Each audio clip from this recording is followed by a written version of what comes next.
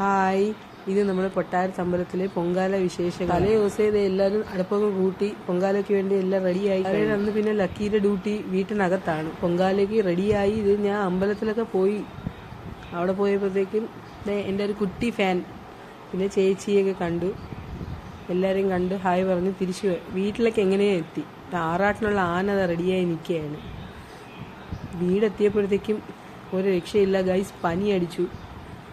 പൊങ്കാല എനിക്ക് ഇടാൻ പറ്റിയില്ല. അഞ്ജു ആണ് പൊങ്കാല ഇട്ടത്. ബൊമ്മേച്ചിയും രഞ്ജുവും ഒക്കെ സഹായിച്ചു കൊടുത്തു. അവളത് കംപ്ലീറ്റ് ചെയ്തു പൊങ്കാല.